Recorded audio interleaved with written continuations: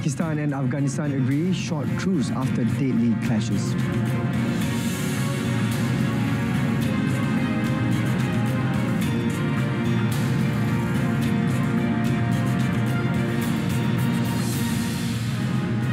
Good afternoon and salam Malaysia Madani. This is World Today. I'm Sahih. US President Donald Trump has confirmed that he authorized the CIA to conduct covert operations in Venezuela, marking a sharp escalation in US efforts to pressure President Nicolas Maduro's government. He also said he is considering strikes against alleged drug cartels on land in the South American country. Trump said he authorized the action because large amounts of drugs were entering the US from Venezuela, much of it trafficked by sea. Well, I don't want to tell you exactly, but we are certainly looking at land now because we've got the sea very well under control.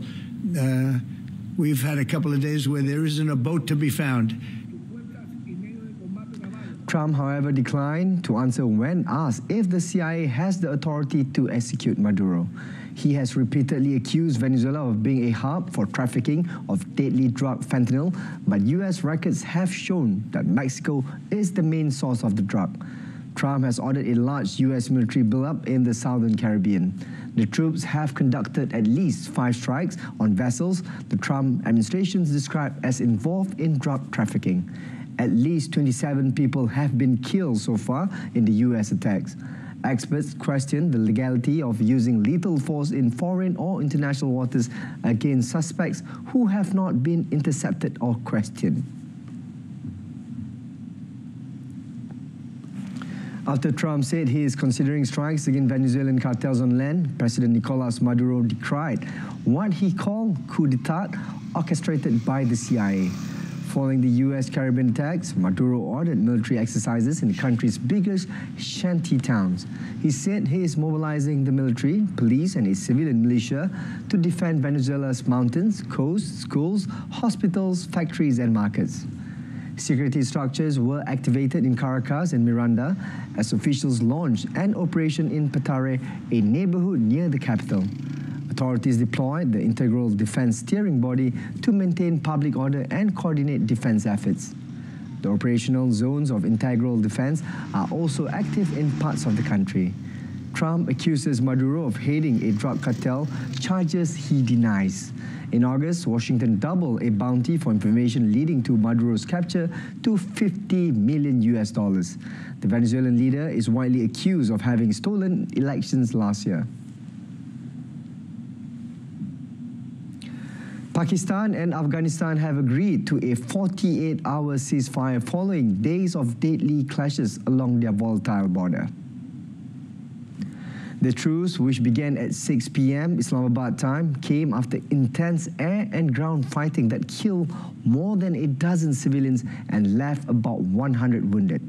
Islamabad said the ceasefire was requested by Kabul, while the Afghan Taliban claimed it was due to Pakistan insistence. During the ceasefire period, both sides will strive to find a positive solution to the complex but resolvable issue through constructive dialogue.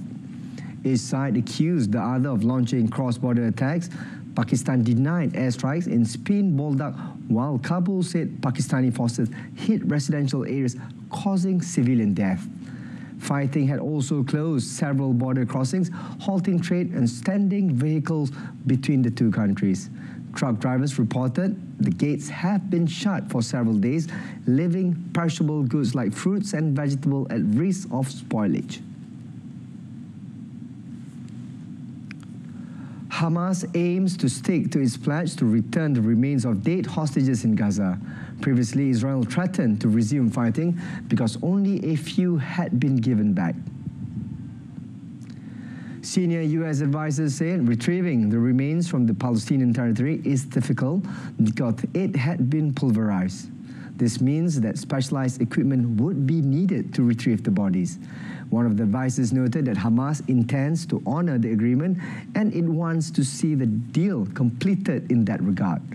The advisor added the Palestinian group returned the remains as quickly as it received intelligence.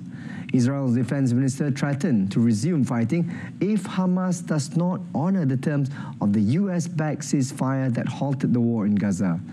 Before two bodies were handed over yesterday, Hamas had already returned the remains of 7 deceased hostages, along with an 8-body dead Israel claimed was not that of a former hostage. However, the US officials stressed the complexity involved in getting the remaining bodies from the ruins. They echoed Hamas' own complaint that it could not retrieve more without specialized equipment. Turkey, one of the key mediators in the ceasefire deal, was in talks to provide experts on body retrieval to send to Gaza. Meanwhile, UN humanitarian chief Tom Fletcher urged Israel to immediately open crossings into Gaza for humanitarian aid, stressing the urgency of the situation after 2 years of war. Fletcher said agencies rely on all the crossings to get the aid in, so there is a need for unimpeded access. He stressed that the crossings must be open as part of the ceasefire agreement. He further noted that a timeline for access was not explicitly set out in the deal. But the test of this agreement is not the photos and the press conferences and the interviews. The test is that we have children fed, that we have anesthetics in the hospitals for people getting treatment, that we have tents over people's heads, that we have kids. We're trying to get 700,000 kids back into school and back into education, and that we start to rebuild trust and hope for the future. The Lifeline Rafah crossing also remains shut despite reports that it could reopen to aid convoys. Fletcher said the aid that had entered so far was a fraction of what is needed, with just tens of trucks on a good day rather than the hundreds of trucks required. He further noted that an appeal for Gaza is only 28% funded, calling for urgent support. NATO and the EU sought ways to boost anti-drone defenses as Europe scrambles to counter the threat from Russia after a series of air incursions. High-profile incidents in Poland and Estonia have set off a flurry of activity from European officials to plug gaps in the continent's defenses. Alliance head Mark Rutte said NATO is now testing an integrated system that will help it detect, track, and neutralize aerial threats for use on its eastern flank. The push from the military alliance comes as the European Union is debating on creating a drone wall to try to tackle the menace. Brussels wants to have the drone project fully up and running by the end of the year 2037. The initial focus of the drone proposal was on bolstering the EU's eastern border states. However, it has since been broadened out after mysterious drones rattle a string of countries further west. And there is no duplication. Let me just say it once and for all. The EU and NATO are working hand in hand, closely together. And we both know our strength. NATO's strength is in the capabilities, the military decisions, what you need basically to make sure that when it comes to anti-drone technology, we have what we have in place, what we need to have in place.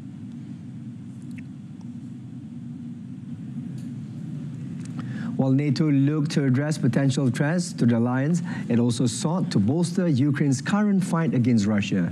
Rutte said around 10 more NATO countries had pledged to contribute to a U.S. scheme that sees allies pay for American weapons for Ukraine. U.S. Defense Secretary Pete Hegseth also issued a strident call for more nations to contribute. Now, if this war does not end, if there is no path to peace in the short term, then the United States, along with our allies, will take the steps necessary to impose costs on Russia for its continued aggression. If we must take this step, the U.S. War Department stands ready to do our part in ways that only the United States can do. Washington has shifted closer to Kiev as U.S. President Donald Trump has lost patience with Russian leader Vladimir Putin, accusing him of stalling on peace efforts. The talks among Ukraine supporters came as Trump mulls the supply of long-range Tomahawk missiles to Kiev. Ukraine's Defense Minister Denis Shmyhal said Kiev hopes the total committed under the U.S. initiative will reach $12 to $20 billion next year. A plane carrying U.S. Defense Secretary Pete Hegseth made an unscheduled landing in the United Kingdom after a crack was discovered in the aircraft's windshield. Pentagon spokesman Sean Parnell said the plane landed safely under standard procedures and everyone on board, including Secretary Hegseth, is safe. Hegseth was returning to the U.S. after attending the NATO defense ministers meeting in Brussels. It was not the first time a U.S. military aircraft carrying senior officials faced mechanical issues. Earlier this year, a plane carrying Secretary of State Marco Rubio to Munich was forced to return to Washington due to a technical problem.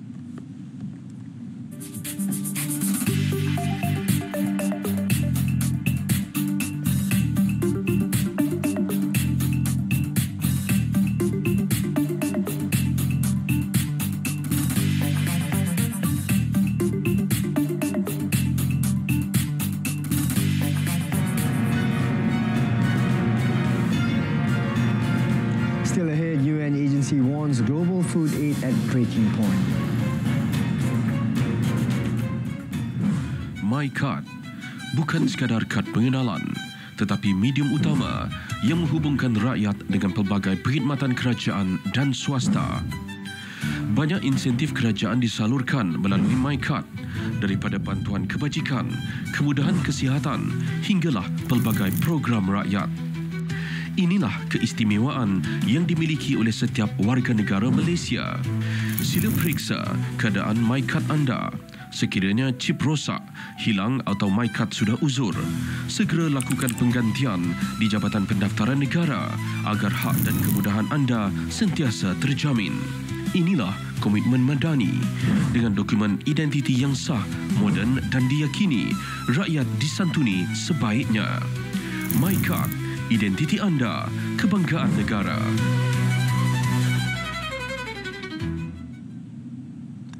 The World Food Programme, WFP, warns global food assistance is at a breaking point as record hunger and deep funding cuts force the UN agencies to scale back aid worldwide.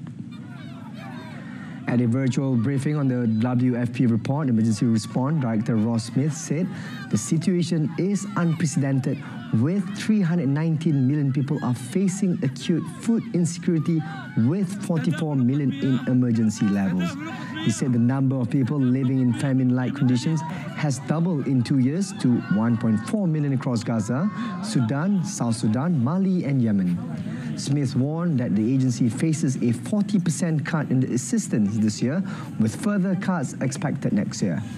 The funding crisis means the agency can now reach less than 10% of those in need in Afghanistan.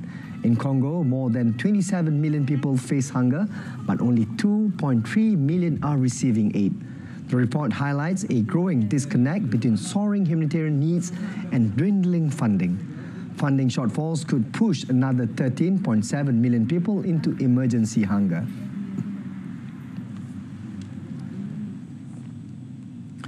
Former New Zealand Prime Minister Jim Bolger has died at the age of 90. His family said he passed away peacefully yesterday, surrounded by his wife Joan, their 9 children and 18 grandchildren. Bolger, who led the country from 1990 to 1997, had been receiving treatment for kidney failure since last year. Current Prime Minister Christopher Luxon described him as a towering figure in New Zealand's political life, a reformer of consequence and a servant of the people. Bolger steered New Zealand through a difficult economic period marked by high inflation and debt. He implemented wide-ranging reforms to stabilize the nation's finances. He also forged the country's first major treaty of Waitangi settlement with the Waikato Tanui two people in 1995. It was a landmark agreement that paved the way for future reconciliation efforts. Foreign Minister Winston Peters, who served as Bolger's coalition partner in 1996, paid tribute to him as a man of his word who led with integrity and focus. Jim Bolger's legacy, built on reform and reconciliation, remains a lasting chapter in New Zealand's modern history.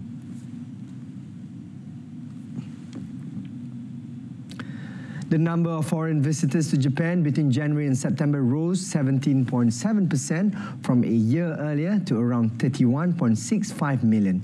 This marks the fastest pace on record in surpassing 30 million within a year. According to Kyodo News Agency, the annual number is certain to surpass the record 36.87 million hit last year and may even reach the 40 million range. The total amount spent by foreign visitors on accommodation, shopping and other consumption in the first 9 months of the year reached a record 6.9 trillion yen. With the surge in visitors, over-tourism has become a problem in urban areas, making it an urgent task to disperse travellers to regional areas and boost accommodation capacity.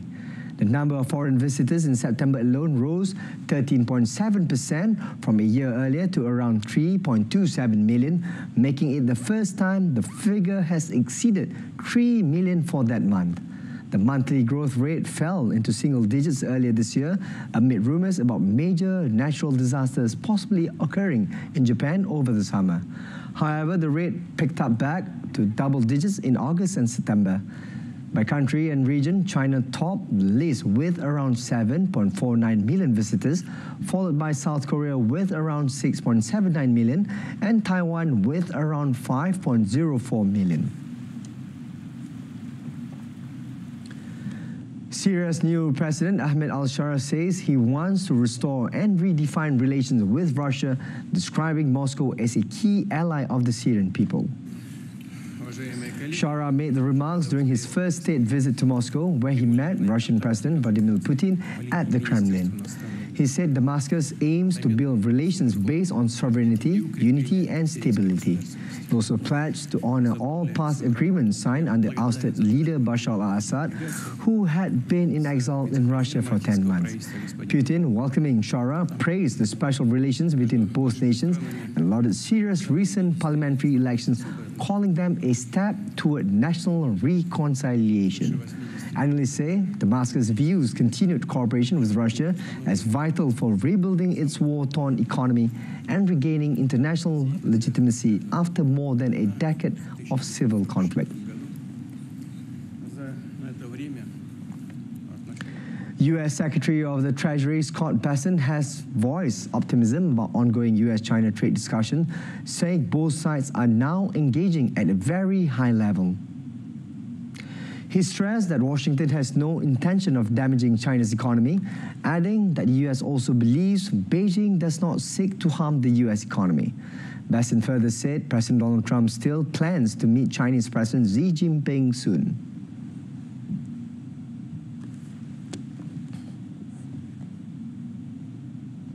I believe China is open to discussion, and I am optimistic that this can be de-escalated. Ultimately, we are confident in the strong relationship between President Trump and President Xi. Bessent noted that the U.S. and its allies may respond jointly if China imposes export controls on rare earth. He said such measures should not allow bureaucrats in China to manage the global supply chain. He also said U.S.-Canada trade talks are back on track following Prime Minister Mark Carney's visit to Washington. Negotiations with South Korea, Mexico and India are also progressing steadily. Dozens of journalists have walked out of the Pentagon after refusing to sign a new media policy that sharply restricts press freedom within the building. The order was issued by Defense Secretary Pete Hegseth. The policy requires reporters to pledge not to publish any information unless authorized by the U.S. Department of War, formerly the Department of Defense. Described by the U.S. government as common sense, the rule was rejected by nearly all major news outlets, with only one American news network agreeing to comply. As the 4 p.m. deadline passed on Tuesday, around 40 to 50 journalists turned in their badges and carried boxes, books and equipment out of their offices in protest. Critics say the policy would make journalists liable for expulsion even when reporting unclassified information not cleared by Hegseth. The Pentagon Press Association, representing 101 members from 56 outlets, denounced the order as an attack on transparency. President Donald Trump defended Hegseth's move, saying he finds the press very disruptive to world peace. Hegseth, a former Fox News TV host, has previously limited media access, held only 2 formal press briefings, and launched investigations into leaks. Observers call it a sweeping effort to curb the Pentagon press freedoms. Over in Peru, thousands of Peruvians took to the streets of Lima in the first major protest against interim President Jose Jerry, which escalated into violent clashes with riot police. The demonstration centered on Plaza San Martin in downtown Lima. They were organized through social media by civil groups, labor unions, transport workers, and members of Generation Z. Protesters demanded action against rising crime rates, the closure of Congress, and even called for a constituent assembly to rewrite the constitution.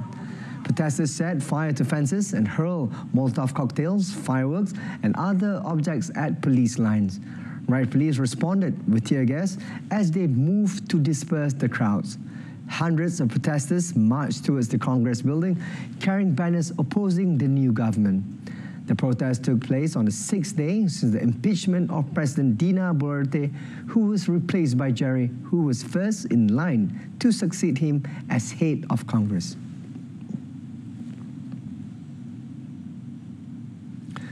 The U.S. National Transportation Safety Board says flawed engineering and inadequate testing caused the 2023 Titan submersible to implode during a dive to the Titanic wreck. The incident killed all 5 on board. The report found OceanGate's engineering process was inadequate, resulting in a carbon fiber pressure vessel that failed to meet strength and durability standards. It added, the company did not properly test the sub and misread real-time safety data, missing signs of prior damage that should have been grounded the vessel. The victims included OceanGate CEO Stockton Rush, British explorer Hamish Harding, French diver Paul Henry Negolet, and Pakistani-British businessman Shahzada Dawood with his son Suleiman. Seats on the submersible cost $250,000 each. The Titan lost contact less than 2 hours after beginning its dive on 18 June 2023. Debris was later discovered near the Titanic's bow, some 500 meters away, confirming the sub's catastrophic failure.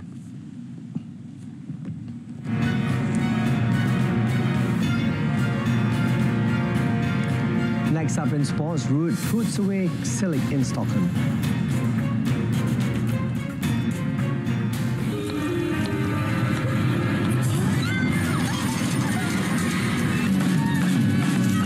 Peralatan elektrik 5 bintang memberikan perkhidmatan 5 bintang.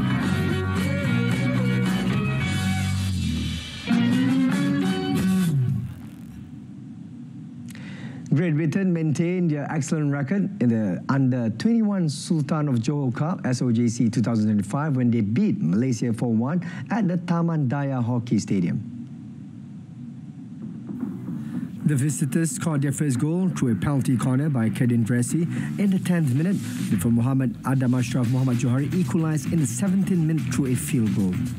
Johnny Starch-Hebet scored for Great Britain in the 19th minute, and then Monty Neve scored Great Britain's third in the 26th minute.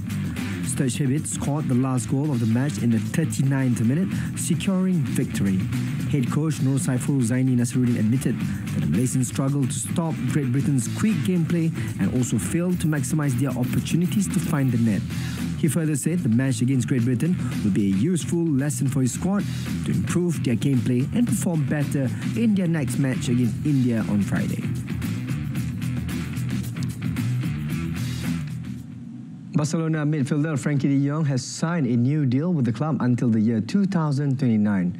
The 28-year-old Dutch international previously joined Barcelona from Ajax in 2019. He is in his 7th season with the Catalan Giants, winning 2 La Liga titles and Copa del Rey twice. The club said Barca are confident that midfielder can be a pivotal part of the current sporting project due to his quality and experience. De Jong has struggled for form at times but became a key part of the midfield under Hansi Flick last season alongside Pedri Gonzalez. No, very happy. I've always wanted to be in Barcelona as a kid already, so I'm very happy to be here. Hopefully I can reach until the 10 years you mentioned. That would be very great, and I'm very proud of it. and I can conquer a lot more things here. Of course, I didn't win the Champions League yet here with Barcelona. Arriving under previous Barca president Jose Maria Bartomeu, De Jong is one of the club's highest earners. With Spanish media reporting, he has accepted a pay cut in his new deal starting from the 2026-27 season. Barcelona tried to sell De Jong in 2022 as part of cost-cutting measures, but the midfielder dug in to stay at the club, for whom he has made over 250 appearances. Moving on to tennis, second-seeded Casper Ruud of Norway opened his Stockholm Open tournament with a 7-6, 6-4 victory over Marin Cilic to improve 2-4 love against the Croatian in the Lexus ATP head-to-head series. After falling behind 1-4 in the opening set, Ruud found his rhythm with commanding serve and trademark movement to improve his season record in opening rounds to 14-3. Despite his early deficit, Ruud soon took control from the baseline, combining precise ground strokes with dominant serving to turn the match around. He held serve to love in 4 straight games in the first set and won all 12 first serve points in the second. Ruud's 1-hour, 50-minute triumph provided a boost to his bid to reach the NITO ATP finals for the 4th time. He will next face Sebastian Korda in the quarterfinals. In another match, Canadian Denis Shapovalov overcame Leo Borg to also advance to the quarterfinals. Third-seeded Shapovalov, who won his first ATP title in 2019 Stockholm Open, defeated the Swedish wildcard 6-2, 5-7, 6-1. Borg, seeking his third career ATP Tour victory, saved 11 of 18 breakpoints and converted 3 of 7 on his opportunities. Shapovalov failed to serve out the match at 5-4 in the second set, but eventually regrouped for the victory. Elsewhere, wildcard Lin Zhu shocked top seed Mira Andreeva at the Ningbo Open China with a 4-6, 6-3, 6-2 win. Chinese Zhu, ranked 219 in the world, came back to win against Briton Emma Raducanu on Tuesday and once again recovered from a set down in her second round match. Andreeva, a semi-finalist at Roland Garros last year, came out on top in straight sets when she played Zhu at the Chinese Open in September. Not repeat that performance in Ningbo. Mercedes ended months of waiting and confirmed George Russell and Kim Antonelli as the drivers in an unchanged lineup to start Formula One's new era in 2026. The announcement came as no surprise, with Mercedes boss Toto Wolff making his intentions clear long ago, even if nothing was signed. No contract details were given, and only 2026 was mentioned, with lingering speculation about a Mercedes interest in Red Bull's 4-time world champion Max Verstappen for 2027 and beyond. Formula One faces significant change next season, the start of a new engine cycle with the potential to shake up the existing pecking order. Mercedes, who won 8 championships in a row after a similarly significant change in 2014, could well have the best engine again. Russell, a 5-time race winner, including the most recent outing in Singapore this month, will be starting his 5th season with the team and 8th in Formula One after starting out at Williams. Mercedes are second in the constructors' standings, with Mercedes-powered McLaren already crowned champions for the 2nd year in a row, going into this weekend US Grand Prix in Austin, Texas. And that wraps up World Today. In our top story, Trump authorizes CIA operations in Venezuela. Tune in to Malaysia Tonight, coming up at 8:30 p.m. on TV1 and saluran Berita RTM. Till then, I'm Sahih Malaysia Madani, Rakyat Disantuni. Thank you for watching.